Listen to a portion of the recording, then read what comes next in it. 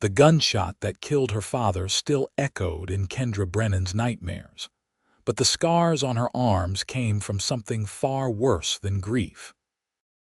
She stood behind the counter of the general store in Central City, Colorado, in the sweltering August heat of 1878, wearing a long-sleeved cotton dress, despite the temperature that made most sensible folks strip down to their lightest clothes. The sleeves were her armor, hiding the raised pink lines that crisscrossed her forearms like a twisted map of pain, souvenirs from the fire that had consumed her family's ranch house 2 years ago when she was 18. She had tried to save her mother, trapped behind a beam that had fallen across the bedroom doorway, but the flames had been merciless. Her mother had screamed at her to run, to save herself. And the last thing Kendra remembered before neighbors pulled her from the inferno was the feeling of her skin bubbling and melting as she clawed uselessly at the burning wood. The bell above the door chimed, pulling her from the dark memory. A tall man walked in, his boots leaving dusty prints on the swept floor. He was lean and weathered, with dark hair that curled slightly at his collar and eyes the color of storm clouds. His hat sat low on his brow, shading a face that was handsome in a rugged, lived-in way. He wore the practical clothing of a working cowboy, denim trousers and a faded blue shirt with the sleeves rolled up to his elbows, revealing tanned, muscular forearms marked with their own collection of scars from years of hard labor. "Help you?" Kendra asked, keeping her voice neutral and professional. She had learned not to be too friendly with the cowboys who passed through Central City. Most of them were here for the silver mines or the gambling houses, looking for quick money and quicker entertainment. "Need some supplies," he said, his voice a low rumble that seemed to vibrate in her chest. "Heading up to work the Patterson Ranch, name's Grayson Jennings." She nodded and pulled out the account ledger. "The Patterson place, they expecting you, should be. Wire came through last week saying they needed experienced hands for the fall roundup." He moved closer to the counter, and she caught the scent of leather, horse, and clean sweat. "Been working ranches down in Texas, but figured I'd try my luck up in Colorado for a spell." Kendra began noting down his requests as he listed them off. Tobacco, coffee, jerky, a new rope, leather gloves. Her sleeve slipped back slightly as she reached for the coffee tin on the upper shelf, and she quickly tugged it back down, but not before she felt his eyes on her wrist. She kept her face impassive, daring him with her gaze to comment, to ask, to pry. He said nothing, just watched her with those gray eyes that seemed to see too much. "That everything?" she asked curtly. "For now." He pulled out a worn leather wallet and counted out the bills. His hands were scarred too, she noticed, with rope burns and old cuts that spoke of a life lived outdoors, wrestling with livestock and the elements. As she wrapped his supplies in brown paper and tied them with string, he leaned against the counter. "How long you been working here?" 6 months, she replied, not looking up from her task. "You from Central City originally?" "Near enough." She pushed the packages across to him. "Patterson Ranch is about 8 miles northeast. Follow the main road until you see the split oak, then head up the valley." He gathered his purchases but did not immediately leave. "Appreciate the directions, Miss Brennan," she said reluctantly. "Kendra Brennan, Miss Brennan." He touched the brim of his hat. "I expect I will be seeing you again." She did not respond, just watched as he left the store, the bell chiming behind him. Through the window, she saw him load his supplies onto a sturdy bay horse before mounting up and heading out of town. She told herself she would not think about him again. But that evening, as she prepared dinner in the small room she rented above the store, she found her mind drifting to those storm-gray eyes and the way he had not asked about her sleeves. The days in Central City followed a predictable rhythm. Miners came in for supplies, their faces permanently shadowed with silver dust. Merchants ordered goods for their establishments. Families stocked up on flour and sugar and fabric. Kendra served them all with quiet efficiency, her long sleeves a constant presence even as September arrived, and the aspen trees turned gold on the mountainsides. She saw Grayson Jennings 3 more times over the next 2 weeks. Each time he was polite and respectful, making his purchases and exchanging brief pleasantries about the weather or the condition of the mountain roads. He never pried into her business, never commented on her clothing choices, never let his gaze linger too long. Somehow, that made her more aware of him than if he had stared outright. On a Wednesday afternoon in late September, when the store was empty except for her, he came in with a torn shirt sleeve and a nasty gash on his upper arm. "Barbed wire," he explained, seeing her shocked expression. "Got tangled up trying to repair a fence. Could use some bandages if you've got them." Kendra hurried to the shelf where she kept medical supplies. Central City had a doctor, but he was often drunk by afternoon, and most folks learned to tend their own wounds. "You should clean that properly." "There's a pump out back." "Much obliged." He took the bandages she offered and headed toward the back door. She should have let him go, should have stayed behind her counter where it was safe. Instead, she found herself following him out to the small yard behind the store where the water pump stood next to a stack of crates. The autumn sun was warm but not hot, the air crisp with the promise of the winter to come. Grayson had removed his shirt entirely, and Kendra felt her breath catch. His torso was mapped with scars, some old and faded, others more recent. A long white line ran from his left shoulder blade down to his ribs. A puckered circular mark on his right side spoke of a bullet wound. Smaller scars dotted his back and chest, testament to a life that had not been gentle. He began pumping water, wincing as it ran over the gash. The blood thinned and flowed pink over his skin. "Here," Kendra said, stepping forward before she could second-guess herself. "You cannot bandage that yourself, not properly." He turned to look at her, water dripping from his hair and shoulders. "You don't have to, I know," she said, "but I am anyway." She took the cloth she had brought from inside and began carefully cleaning the wound. It was deeper than she had first thought, but clean, the edges straight. "You'll have a scar," she said quietly. "Won't be the first." His voice was steady despite what must have been considerable pain. "Won't be the last, I reckon." Her hands worked efficiently, years of necessity having taught her basic nursing skills. As she cleaned the gash, her sleeves fell back slightly, revealing the lower edge of her scars. She froze, waiting for the inevitable reaction, the questions, or the barely concealed revulsion. Grayson was quiet for a moment, then said softly, "Fire." She nodded once, jaw tight. "My back," he said, "the long one down my shoulder blade. Got thrown from a horse when I was 15. Landed on a broken fence post. Nearly bled out before my brother found me." He paused. "The bullet wound was from a disagreement in Abilene.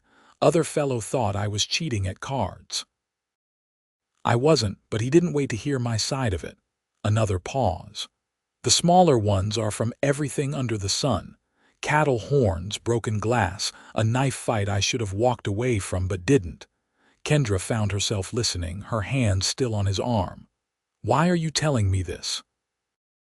"Because scars are just proof we survived something that tried to kill us," he said simply. "Nothing shameful in that." She applied the bandage with trembling fingers, then stepped back. "That should hold until it starts healing. Change it daily, keep it clean." "Kendra," he said, and the use of her first name sent an unexpected flutter through her chest. "Thank you." She nodded and fled back inside, her heart pounding so hard she thought it might break through her ribs. That night, she lay in her narrow bed and stared at the ceiling, thinking about his words. proof we survived. She had spent 2 years viewing her scars as evidence of her failure to save her mother, as marks of shame that she hid from the world. It had never occurred to her to see them differently. She saw Grayson again 2 days later when he came in for more tobacco. His arm was healing well, he reported, no signs of infection. He lingered at the counter, and she found herself less eager to chase him off than usual. "Patterson's throwing a barn dance next Saturday," he said, almost casually. "Most of the hands are going, and folks from town too. You planning to attend?" Kendra had heard about the dance. The Patterson family threw one every fall, celebrating the end of the roundup season. She had not been to a social gathering since the fire, had not let herself be seen in any situation that might require questions or closeness. "I do not dance," she said. "Neither do I much," Grayson replied. "But the food's supposed to be good and there'll be music. Sometimes it's nice just to be around people celebrating instead of working." She wanted to refuse, to maintain the walls she had built around herself. But something in his expression, open and hopeful without being pushy, made her hesitate. "I will think about it," she heard herself say. His smile transformed his face, making him look younger and lighter. "Fair enough. If you do decide to come, I'll save you a plate of whatever looks best." After he left, she found herself standing in front of the small mirror in her room that evening, studying her reflection. She was 20 years old but felt ancient. Her blonde hair was always pulled back in a severe bun. Her blue eyes, once bright with dreams, had grown guarded and distant. She looked like someone going through the motions of living without actually being alive. The night of the dance arrived with a brilliant sunset that painted the mountains purple and gold. Kendra stood in her room for nearly an hour, paralyzed by indecision. She had a dress that would be appropriate, a dark green calico that buttoned high at the neck and had long sleeves. It was prettier than her usual work clothes, but still practical enough not to draw attention. Finally, disgusted with her own cowardice, she put on the dress and walked the 1.5 miles to the Patterson ranch. She could hear the music long before she saw the barn, a fiddle and guitar playing a lively reel that made her feet want to move despite her claimed dislike of dancing. Lanterns hung from the barn rafters, casting warm, golden light over the scene. Long tables groaned under the weight of food: roasted meat, fresh bread, pies, cakes, and preserves. Cowboys in their cleanest shirts mixed with townspeople in their Sunday best. Children darted between adults, laughing and playing tag in the hayloft. Kendra hesitated at the entrance, suddenly overwhelmed by the noise and the crowd. She had not been around this many people in months. "You came." Grayson's voice at her elbow made her jump. He cleaned up well, she noticed, his hair still damp from washing, his shirt pressed, his boots polished. "I'm glad." "I said I would think about it," she replied, trying to sound casual. "And you thought yourself right here." He offered his arm. "Come on, let me get you some of that food I promised." She allowed him to guide her to the tables, where he filled a plate with generous portions of beef, potatoes, and pie. They found a relatively quiet corner where they could sit on hay bales and watch the dancing.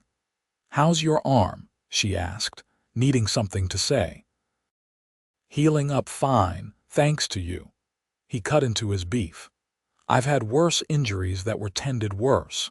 You've got a steady hand. Necessity teaches many things."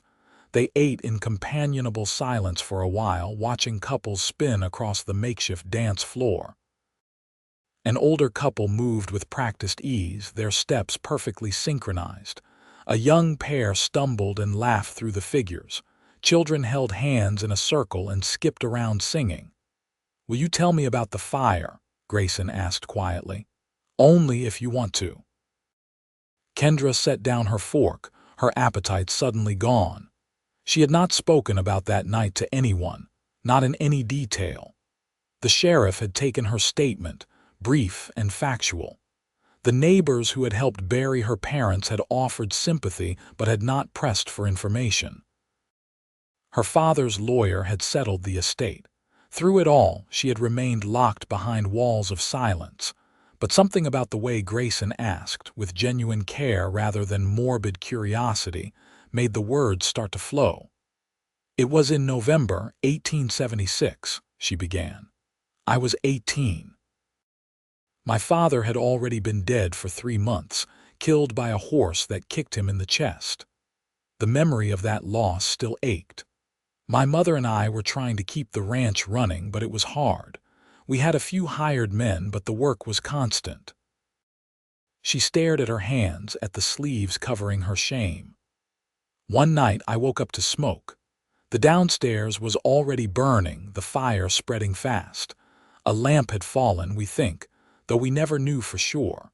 I tried to get to my mother's room, but a beam had fallen, blocking the doorway. She was trapped." Her voice cracked. "I tried, Grayson. God help me, I tried. I grabbed at that beam with my bare hands, trying to move it. The fire was everywhere, burning me, but I kept trying. She was screaming at me to run, to save myself, but I could not leave her. I could not." Tears ran down her face now, unchecked. "Neighbors saw the fire and came running. They pulled me out. I fought them, but they were stronger. We all stood there and watched it burn, watched everything we had worked for turn to ash, and my mother inside." Grayson set down his plate and moved closer, not touching her but offering his presence as comfort. "That's a hell of a thing to survive," he said quietly, "and you've been carrying it alone all this time." "I failed her," Kendra whispered. "If I had been stronger, faster, smarter, maybe I could have saved her. Or maybe you would have died too," Grayson said firmly. "And then both of you would be gone. Your mother screamed at you to run because she loved you, because she wanted you to live. You surviving, that was her last gift to you. Don't dishonor it by thinking it was failure." His words hit her like a physical blow, reordering something fundamental in her chest. She had never thought of it that way, had never considered that staying alive might be what her mother had wanted most. "I hide them," she said, pulling back her sleeves for the first time voluntarily, showing him the full extent of the scarring. The burns covered her forearms from wrist to elbow, a twisted landscape of healed tissue, some smooth, some ridged, all of it marking her as different, damaged. "I cannot stand to see people's faces when they notice. The pity, or the disgust, or the questions." Grayson looked at her arms for a long moment, and she braced herself for whatever reaction was coming. Instead, he gently took one of her hands in his, turning it to see the scarring that extended even to her palm, and said, "Every mark makes you more beautiful to me." She stared at him, certain she had misheard. "What?" "Every mark," he repeated, meeting her eyes with absolute sincerity. "Because each one is proof that you loved your mother enough to try to save her, even at terrible cost to yourself. That's courage, Kendra. That's love. And that makes you about the most beautiful person I have ever met." Something broke open inside her, a dam that had been holding back 2 years of grief and loneliness and self-hatred. She turned her face away, overwhelmed, but he caught her chin gently. "I mean it," he said. "I have been trying to figure out how to tell you that I think you are extraordinary since the first day I walked into that store, and you looked at me like you were ready to throw me out if I gave you any trouble. You're strong and capable, and you have survived things that would have broken lesser people. Your scars are part of your story, and your story is beautiful. You barely know me," she protested weakly. "Then let me get to know you better." His thumb brushed her cheek, wiping away a tear. "Let me prove to you that you are worth knowing, worth caring about, worth everything." The fiddle music swelled around them, people laughing and dancing and celebrating life. Kendra looked at this cowboy who had appeared in her life like an answer to a prayer she had not known how to pray, and felt something dormant inside her begin to wake. "I do not know how to do this," she admitted. "I have not let anyone close since the fire." "We will figure it out together," Grayson said. "No rush, no pressure, just two people getting to know each other." She found herself nodding, and the smile that broke across his face was worth every moment of fear. They stayed at the dance until late, talking about everything and nothing.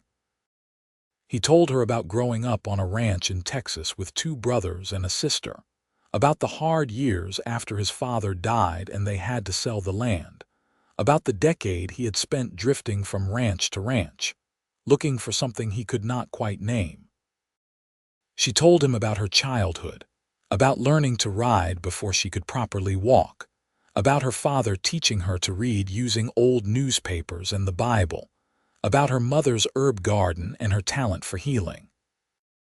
When he walked her back to town under a sky full of stars, he took her hand and she led him.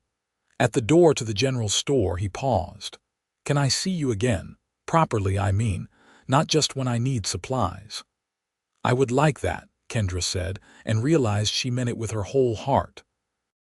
He came to town every Sunday after that, his one day off from the ranch. They walked together along the creek that ran through Central City, or sat on the bench outside the store, or shared meals at the small restaurant where the food was mediocre, but the company made it irrelevant. He never pushed her, never demanded more than she was ready to give. When she kept her sleeves down, he did not comment. When she rolled them up on a warm afternoon, he smiled like she had given him a gift. October arrived with crisp mornings and brilliant afternoons. The aspen trees turned the mountainsides into rivers of gold. The mining operations began to slow as winter approached. Central City prepared for the long, snowy months ahead. Kendra found herself smiling more, the weight she had carried beginning to lighten. People in town noticed the change, commenting on how well she looked. Mrs. Henderson, who owned the boarding house, told her she was blooming like a late flower. Old Mr. Patterson, coming in for tobacco, mentioned that Grayson Jennings was a fine young man, one of the best hands he had hired in years, steady and reliable. It was not all smooth. Kendra still had nightmares about the fire, waking in her small room with her mother's screams echoing in her ears. She still had moments of panic when she caught the smell of smoke or saw flames in a fireplace. She still struggled with the feeling that she did not deserve happiness, that accepting love was somehow a betrayal of her dead parents. But Grayson was patient. When she woke from nightmares, she would light her lamp and write him letters she never sent, pouring out her fears onto paper. When she felt the panic rising, she would focus on breathing, on the techniques he had taught her from his own struggles with the memories of violence. When the guilt threatened to drown her, she would remember his words. Surviving was her mother's last gift. On a Sunday in late October, he asked if she would ride out with him to see his favorite spot in the mountains. She had not been on a horse since before the fire, but she found herself agreeing. He borrowed a gentle mare from Patterson, and they rode up into the high country where the air was thin and clean, and the views stretched for miles. They dismounted at a meadow surrounded by pine trees, where a small stream tumbled over smooth rocks. The grass was brown with autumn, but wildflower stalks remained, dried reminders of summer's abundance. "I come here when I need to think," Grayson said, spreading out a blanket he had brought in his saddlebag. "It's quiet, peaceful." They sat together, sharing bread and cheese and apples. Below them, Central City looked like a toy village, the buildings small and neat. Smoke rose from chimneys in straight lines before the wind caught and scattered it. "What do you think about when you come here?" Kendra asked. "Lots of things." He lay back on the blanket, hands behind his head. "Where I have been, where I am going, whether I am living the life I want or just the life that happened to me. And which is it?" "It was the life that happened to me," he said slowly. "But lately, it's starting to feel like the life I want." She lay down beside him, watching clouds drift across the brilliant blue sky. "Because of the ranch, because of you," her heart stuttered. They had been careful with words like that, dancing around the depth of feeling that was growing between them. Saying it out loud made it real, made it something that could be hurt or lost. "I am afraid," she admitted. "I lost everyone I loved, my father, my mother, my home. What if I lose you too, you might," he said honestly. "That's the risk of caring about anyone."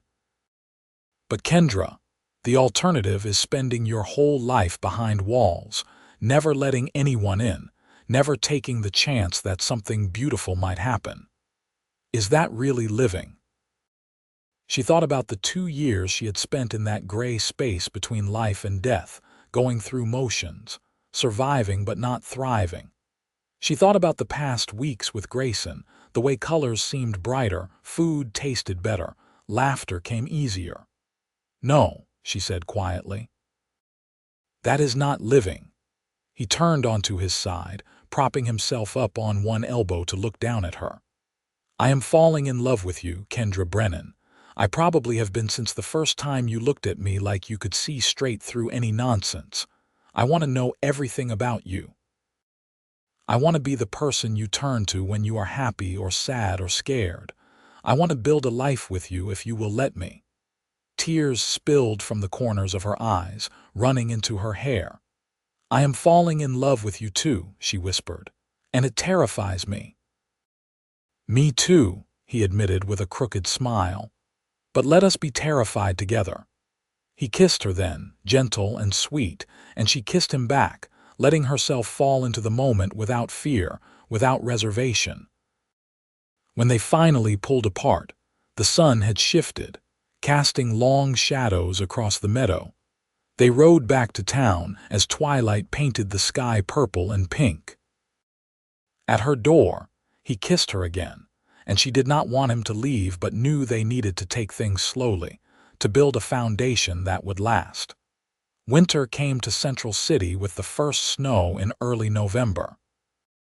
The store became busier as people stocked up on supplies before the mountain passes became impassable. Grayson's work at the ranch shifted to indoor tasks, repairing equipment and tending livestock in the barn. He still came to town every Sunday, sometimes on snowshoes when the roads were too deep for horses. They spent long afternoons in her room above the store, keeping warm by the small stove, talking and reading and simply being together. She learned that he loved poetry, though he would never admit it to the other cowboys. He learned that she could sing, her voice clear and true on old folk songs her mother had taught her. They played cards and checkers and invented games with dice. They told each other their secrets, their fears, their dreams on Christmas Eve. The town held a celebration in the church. Kendra had not attended church since her mother's funeral, but Grayson asked her to come with him, and she found she could not refuse. The service was simple but beautiful, candles flickering in the darkness, voices raised in carols. When the minister spoke about hope and new beginnings, Kendra felt the words sink into her soul. After the service, as they walked through the snow-covered streets, Grayson stopped beneath a street lamp. "I have something for you," he said, pulling a small wrapped package from his coat pocket. Inside was a bracelet, beautifully crafted from woven leather and silver, clearly handmade. "I worked on it in the evenings," he explained. "I wanted you to have something you could wear, something beautiful, even if you want to keep your sleeves down. But if you want to roll them up, this says that what's underneath is nothing to hide." She fastened it around her wrist over her sleeve and felt the weight of it like a blessing. "It is perfect," she said, her voice thick with emotion. "I did not get you anything. You gave me everything when you let me into your heart," he replied. "That's more than enough." They kissed in the falling snow, and Kendra thought about how a year ago she had been alone and broken, certain she would never feel whole again. Now, standing in the arms of this remarkable man, she felt the pieces of herself beginning to knit back together. The winter was long and harsh, but they weathered it together. In February, when the supplies in town began running low and the store owner worried about the spring shipments, Grayson helped organize a group to break trail to the nearest railway depot. In March, when a late blizzard trapped several families in the mountains, Kendra helped coordinate rescue efforts, using her knowledge of the terrain to guide search parties. They were becoming part of each other's lives in ways that went beyond romance, becoming partners in the daily work of survival and community. Spring came slowly to the Colorado mountains, snow lingering in shadowed places well into April. But when it finally arrived, it was glorious. Wildflowers carpeted the meadows. Birds returned, filling the air with song. The creek swelled with snowmelt, rushing and turbulent. On a warm afternoon in May, Grayson came to the store with a nervous energy that Kendra recognized. She had been feeling it too, a sense of anticipation, of standing on the edge of something momentous. "Come for a ride with me," he asked. "I want to show you something." They rode out to the meadow where he had first told her he was falling in love with her. The grass was green now, dotted with purple lupines and yellow mountain sunflowers. The stream sang its rushing song. Everything felt alive and new. He helped her dismount and then took both her hands in his. "Kendra, I have been thinking about the future a lot lately. About what I want my life to look like in 5 years, 10 years, 50 years. Her heart began to pound. "And in every version of that future I imagine, you are there," he continued. "I want to wake up next to you every morning and fall asleep beside you every night. I want to build a home with you, raise children with you if you want them, grow old with you. I want every adventure and every quiet moment and everything in between." He released her hands to pull something from his pocket. It was a ring, simple gold with a small blue stone. "This was my grandmother's," he said. "The only thing I have from my family. I would be honored if you would wear it. Kendra Brennan, will you marry me?" She looked at him, this strong, kind, patient man who had seen her at her worst and loved her anyway, who had looked at her scars and seen beauty, who had waited while she learned to trust again, to hope again, to love again. "Yes," she said, and then louder, "Yes, Grayson Jennings, I will marry you." He slipped the ring onto her finger and swept her into his arms, spinning her around while she laughed, the sound bright and free. When he set her down, they were both grinning like fools. They were married in June in the same church where they had attended Christmas Eve services. Kendra wore a simple white dress with long sleeves, the leather and silver bracelet visible at her left wrist, the gold ring bright on her finger. Grayson wore his best suit, borrowed from Mr. Patterson, and could not stop smiling. The whole town turned out for the wedding. Mrs. Henderson cried happy tears. Mr. Patterson served as best man. The minister spoke about love as an act of courage, about choosing to build a life with another person despite all the ways the world could bring sorrow. Kendra thought about her parents, about the love they had shared, and felt their presence like a blessing. At the reception in the town hall, people danced and ate cake and toasted the newlyweds. Grayson led Kendra in a slow waltz, and she realized with surprise that she was dancing, something she had claimed not to do. He held her close, and she felt safe in a way she had not since childhood. "Happy," he murmured against her ear. "Happier than I knew how to hope for," she replied. They spent their wedding night in a room at the boarding house, which Mrs. Henderson had decorated with wildflowers. It was awkward and sweet and perfect. Two people learning each other in new ways, building intimacy from trust and patience and love. The next morning, they moved into a small cabin that Grayson had been renting from Patterson, preparing it in secret for weeks. It was modest but sturdy, with a main room, a bedroom, and a loft. The windows looked out over the valley. There was space for a garden, a small barn for horses, a chicken coop. "It is not much yet," Grayson said, watching Kendra explore their new home. "But we can add on as we need to. Make it ours." "It is perfect," she said, meaning it. After years of living in a single room above a store, having a whole house felt like luxury. She continued working at the general store through the summer, enjoying the work and the independence it gave her. Grayson kept working for Patterson, but began making plans to eventually buy land of their own, to build up a herd, to create something lasting. The first year of marriage was an education in compromise and communication. They learned each other's rhythms, their preferences, their triggers. Kendra discovered that Grayson hated mornings and loved thunderstorms. He learned that she needed time alone to recharge and had a fierce temper when pushed too far. They had arguments, usually about small things that masked bigger anxieties, and learned how to fight fair and forgive fully. In December, Kendra realized she was pregnant. The news filled her with joy and terror in equal measure. She had always wanted children, but the thought of bringing a new life into a world that had taken so much from her was frightening. "We will keep them safe," Grayson promised, his hand on her still flat belly. "And if the worst happens, they will have both of us to protect them, not just one parent alone." The pregnancy progressed normally through the winter.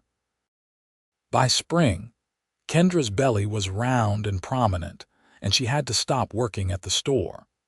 She spent her days preparing for the baby, sewing tiny clothes and blankets, helping Grayson build a cradle from pine wood. The baby came on a hot day in July 1880, after 12 hours of labor that left Kendra exhausted and triumphant. The midwife placed the squalling infant in her arms, and she looked down at her son's red face with overwhelming love. "He is perfect," she whispered.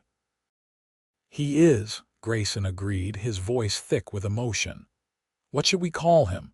They had discussed names but not decided. Looking at the baby, Kendra thought about new beginnings and hope. "Thomas," she said. "For my father, Thomas Jennings." Grayson smiled. "Thomas it is." Welcome to the world, little man. Being parents was harder than either of them anticipated. Thomas was a colicky baby who cried for hours every evening. Neither of them slept more than a few hours at a time for months. Kendra struggled with the isolation of being home with an infant after years of working in town around people. Grayson felt the pressure of being the sole provider for his growing family.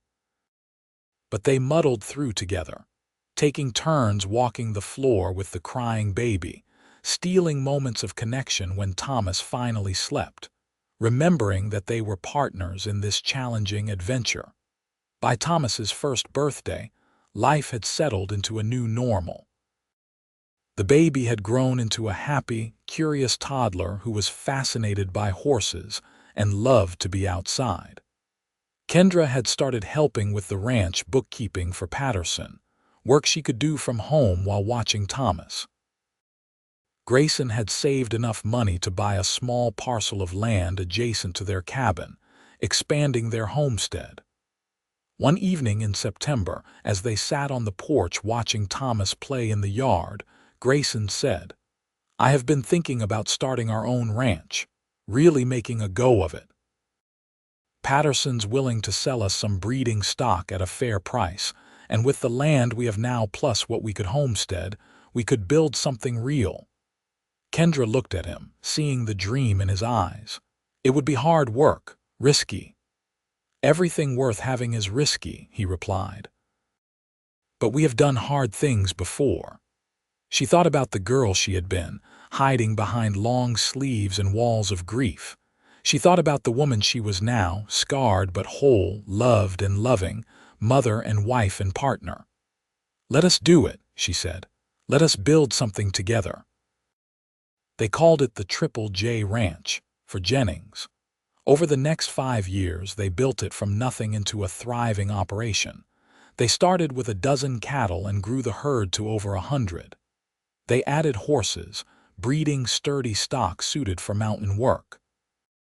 They built a proper barn, expanded the cabin into a real house with multiple bedrooms and a big kitchen. It was brutally hard work. There were years when drought threatened their water supply, when bitter winters killed cattle, when prices dropped, and they struggled to make ends meet. But they persevered, supporting each other through the difficult times, celebrating the victories, and teaching Thomas the value of hard work and resilience. In 1883, Kendra gave birth to their second child, a daughter they named Sarah. Unlike Thomas, she was an easy baby who slept well and smiled often. Thomas was fascinated by his little sister, helping to fetch diapers and singing the lullabies Kendra had taught him. The family grew. A third child arrived in 1886, another son they named Daniel, then a daughter, Ruth, in 1888. The house rang with children's laughter, with the noise and chaos of a full life. Through it all, Kendra kept wearing her long sleeves, though she no longer felt the need to hide what was beneath them. The scars were part of her story, but they no longer defined her. When the children asked about them, as children inevitably did, she told them the truth in age-appropriate ways. She had been hurt trying to save someone she loved. The marks were proof that she had tried, that love sometimes means risking everything. They still hurt. Thomas asked when he was 7, gently touching the scarred skin on her forearm. "Not in my body," Kendra said honestly, "but sometimes in my heart. I miss my mother. I wish she could have met you and your siblings." "I bet she would have liked us," Thomas said with the confidence of a loved child. "I know she would have," Kendra agreed, pulling him close. "She would have loved you all so much." Grayson continued to tell her in words and actions that her scars made her more beautiful to him. On their 10th wedding anniversary, he commissioned a portrait of the family from a traveling artist. In the painting, Kendra wore a short-sleeved dress, her scars visible. Her children gathered around her, Grayson's hand on her shoulder. It was a testament to survival, to love, to the family they had built from ashes. The children grew. Thomas became a skilled horseman, with his father's patience and his mother's determination. Sarah had a gift for healing, learning herb lore from her mother and dreaming of becoming a doctor. Daniel was the dreamer, always with a book in hand, talking about seeing the world beyond Colorado. Ruth was the firecracker, bold and brave and afraid of nothing. Central City grew too. The silver mines played out and the town transformed, some people leaving for new opportunities, others staying and finding new ways to make a living. The general store where Kendra had worked closed, but new businesses opened. A proper school was built, a library, a hospital. The Triple J Ranch became known throughout the region for quality horses and fair dealing. Grayson and Kendra developed a reputation as people who could be trusted, who worked hard and treated others honestly. When neighbors needed help, the Jennings family was there. When the town organized fundraisers for families hit by tragedy, Kendra was always involved, remembering what it felt like to lose everything. On a summer evening in 1898, Kendra and Grayson sat on the porch of their house, watching the sunset paint the mountains gold and purple. The children were grown now. Thomas was 21, working the ranch alongside his father and courting a schoolteacher from Denver. Sarah, at 18, had gone east to attend a women's medical college, determined to become a doctor. Daniel was 16 and talking about joining a geological survey expedition. Ruth, at 13, was still at home but already showing signs of the independent woman she would become. "Can you believe it's been 20 years since we married?" Kendra asked, leaning her head on Grayson's shoulder. His hair was graying now, and lines creased his face, But to her, he was still the man who had walked into that general store and seen her when she was trying to be invisible. "Best 20 years of my life," he said, wrapping his arm around her. "Even the hard parts." "Even the hard parts," she agreed. She thought about the journey that had brought them here, from grief and isolation to love and family. She thought about the scars she still carried, visible reminders of the worst night of her life. She thought about Grayson's words, spoken so long ago in a lantern-lit barn. "Every mark makes you more beautiful to me." "You remember what you said when I first showed you my scars?" she asked. "That they made you more beautiful," he replied immediately. "I meant it then, and I mean it now." "I believe you," she said. "It took me a long time to understand, but I finally do. These scars, they are proof that I loved deeply enough to risk everything. And from that terrible loss came this life, this family, this love. I would not change it, even if I could." He kissed the top of her head. "Neither would I." They sat in comfortable silence, watching stars emerge in the darkening sky. From inside the house came the sound of Ruth practicing piano, the notes bright and clear in the evening air. In the barn, Thomas was settling the horses for the night, his voice low and soothing as he spoke to each animal. From far away came the howl of a coyote, wild and free. "We did good, didn't we?" Kendra said softly. "We built something real and lasting." "We did," Grayson confirmed. "And we are not done yet," she laughed. "No, I suppose we are not." The years continued to roll by, each one bringing its own joys and challenges. Thomas married his schoolteacher, a lovely woman named Elizabeth, and they gave Kendra and Grayson their first grandchildren, twin boys born in 1900.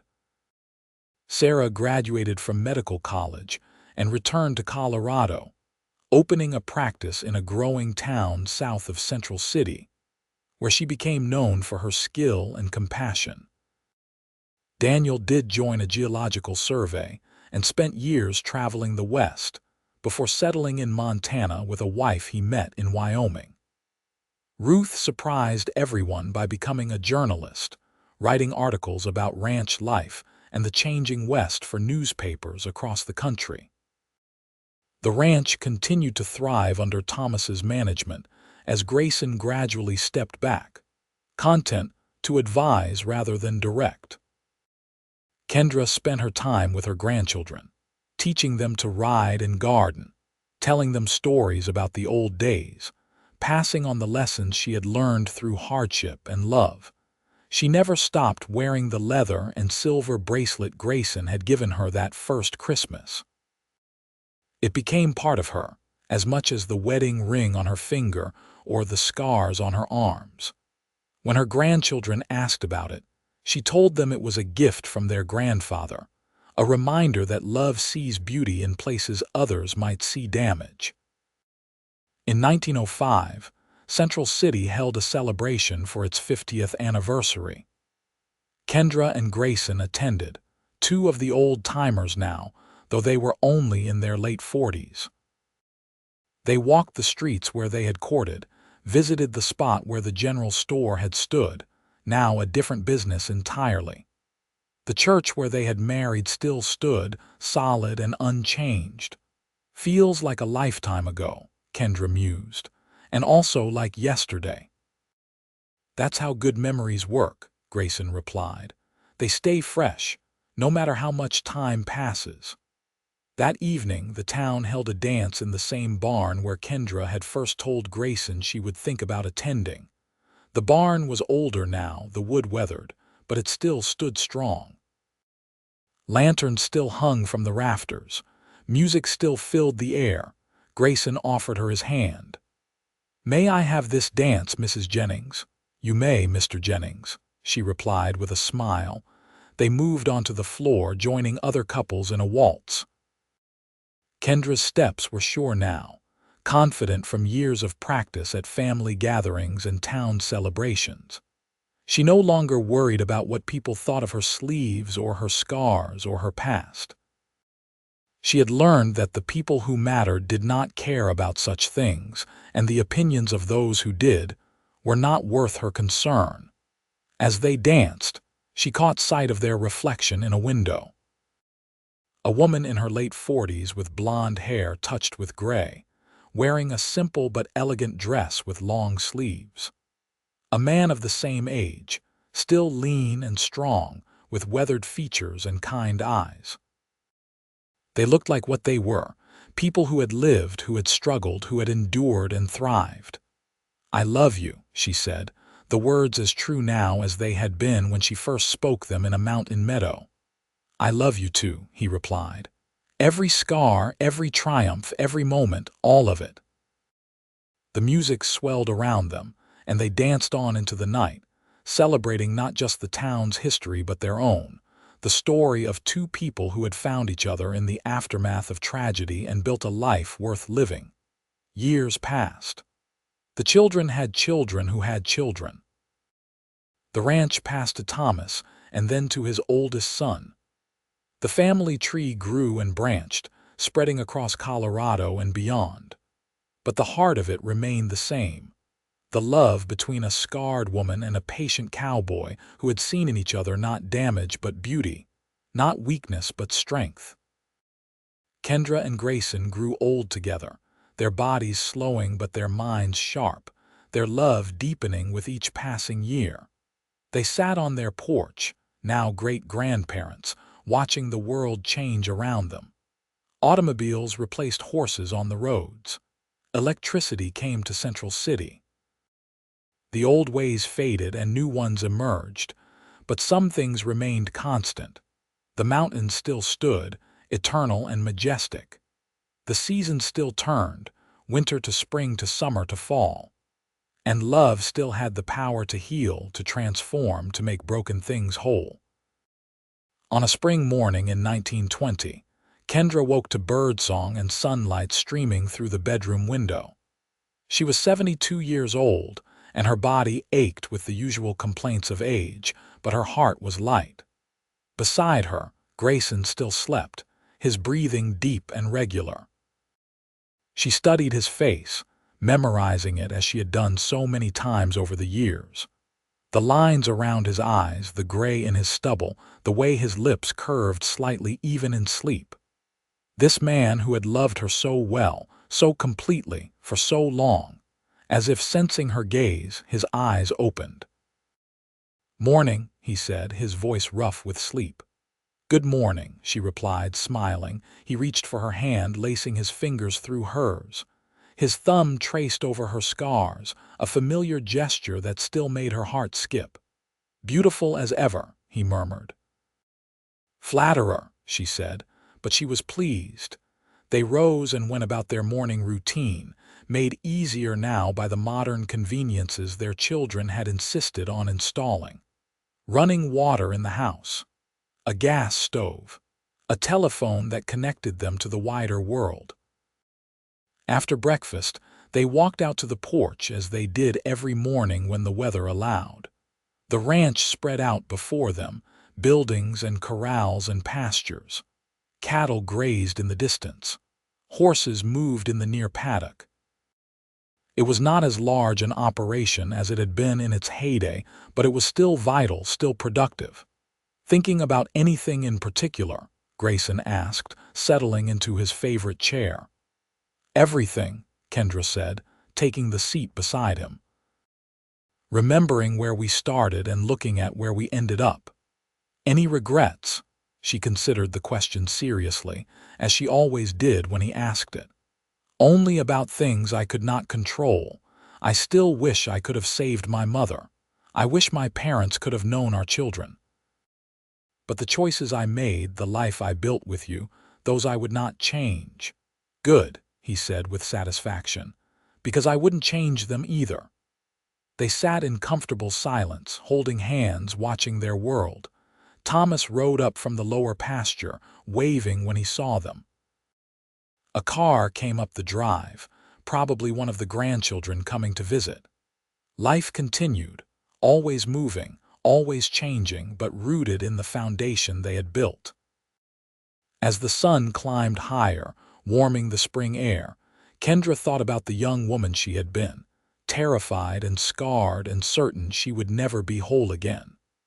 She thought about the cowboy who had looked past her defenses and seen her truth. She thought about the words that had changed her life. "Every mark makes you more beautiful to me."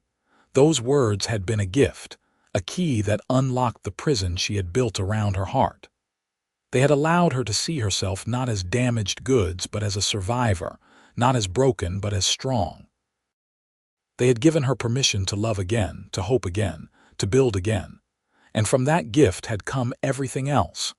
A marriage that spanned decades, children and grandchildren and great-grandchildren, a ranch that provided for multiple generations, a life rich with meaning and purpose and love. The scars on her arms had never gone away. They were still there, raised in pink, a permanent reminder of the worst night of her life, but they no longer defined her. They were simply part of her story, chapters in a much larger book that included so much joy, so much love, so much living. "Thank you," she said suddenly, turning to look at Grayson. "For what?" he asked, though his eyes told her he knew. "For seeing me when I was hiding, for loving me when I thought I was unlovable, for building this life with me, for everything." He raised her hand to his lips, kissing the scarred skin gently. "Thank you for letting me. Thank you for being brave enough to let me in. Thank you for being my partner, my love, my everything." Tears filled her eyes, happy tears this time, not the tears of grief she had cried so many years ago. "I love you, Grayson Jennings. I have loved you for 40 years, and I will love you for however many more we have. And I love you, Kendra Jennings. Every mark, every moment, every memory, all of you always." The car pulled up and grandchildren tumbled out, laughing and calling greetings. Life asserted itself, demanding attention, pulling them back into the present.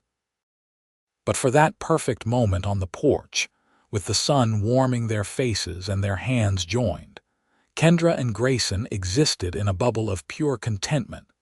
Two souls who had found each other against the odds and built something beautiful from the ruins of tragedy. The years ahead would bring more changes, more joys, more sorrows. Eventually, as with all mortal things, their time would end. But the love they had created, the family they had built, the legacy they had established, those would endure. Their children and grandchildren and great-grandchildren would carry forward the lessons learned, the stories told, the example set.